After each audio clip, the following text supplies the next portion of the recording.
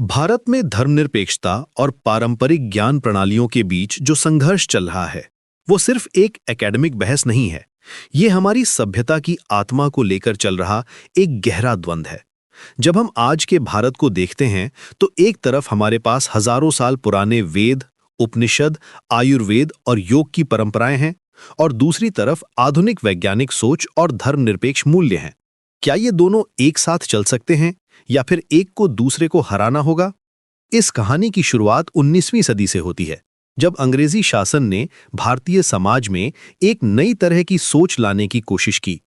अंग्रेजों ने 1864 में सभी धार्मिक न्यायाधीशों, पंडितों और विद्वानों को हटा दिया था, क्योंकि उनके फैसले इनकंसिस्टेंट थे।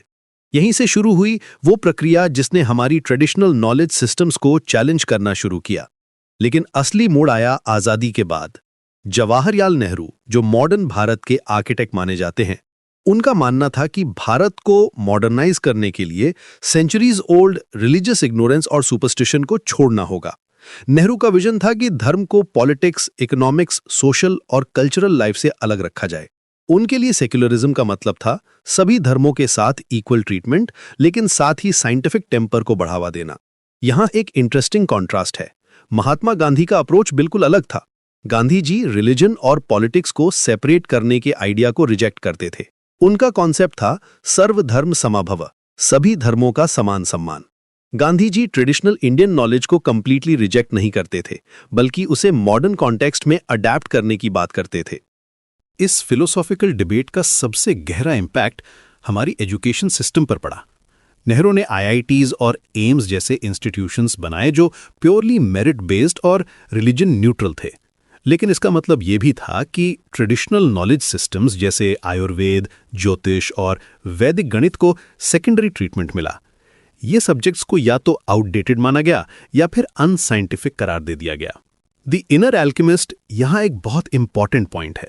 जब हम चेंजिंग वर्ल्ड ऑर्डर की बात करते हैं, तो हमें समझना होगा कि ये कॉन्फ्लिक्ट सिर्फ इंडिया में नहीं है। पूरी दुनिया में ट्रेडिशनल नॉलेज सिस्टम्स और मॉडर्न साइंटिफिक अप्रोच के बीच टेंशन है। लेकिन भारत में ये चैलेंज और भी कॉम्प्लेक्स है, क्योंकि हमारी ट्रेडिशनल सिस्टम्स सिर्फ नॉलेज नहीं है, बल्कि हमारी कल्चरल आइडेंटिटी का हिस्सा है। आज के समय में ये डिबेट और भी रेलेवेंट हो गई है। एक तरफ हमारे पास योगा और मेडिटेशन जैसी प्रैक्टिसेस हैं जो ग्लोबली एक्सेप्ट हो रही हैं। वहीं दूसरी तरफ एस्ट्रोलॉजी को यूनिवर्सिटी लेवल पर पढ़ाने जैसे डिसीजंस कंट्रोवर्शियल हो जाते हैं।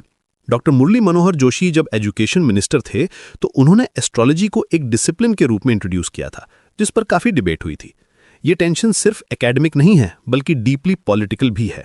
आज के समय में हम देख रहे हैं कि ट्रेडिशनल नॉलेज सिस्टम्स को रिवाइव करने की कोशिशें हो रही हैं, लेकिन साथ ही सेक्युलर वैल्यूज को मेंटेन करने का प्रेशर भी है। ये एक डेलिकेट बैलेंस है जिसे हैंडल करना आसान नहीं है। इस पूरी डिबेट में एक और डायमेंशन है, economic implications. Traditional knowledge systems जैसे आयुर्वेद और योगा आज $1 बिलियन इंडस्ट्रीज बन गए हैं।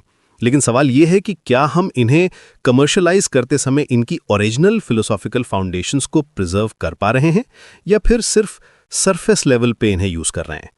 कंटेम्प्रेरी इंडियन सोसाइटी में ये चैलेंज और भी कॉम्प्लेक्स हो गया है, क्योंकि हमारे पास मल्टीपल आइडेंटिटीज हैं। हम एक साथ मॉडर्न प्रोफेशनल्स भी हैं और ट्रेडिशनल वैल्यूज को फॉलो करने वाले भी। ये डुअलिटी हमारी डेली लाइफ में रिफ्लेक्ट होती है। हम ऑफिस में साइंटिफिक मेथड्स यूज करते हैं, लेकिन घर आकर ट्रेडिशनल प्रैक्टिसेस फॉलो करते हैं। इस पूरी डिस्कशन का कंक्लूजन ये नहीं है कि एक अप्रोच दूसरे से बेटर है, बल्कि ये है कि हमें एक ऐसा सिंथेसिस फाइंड करना होगा जो ट्रेडिशनल विजडम और मॉडर्न साइंटिफिक अप्रोच दोनों को अकोमोडेट कर सके। ये पॉसिबल है, लेकिन इसके लिए हमें डॉगमेटिक थिंकिंग से बाहर निकलना होगा।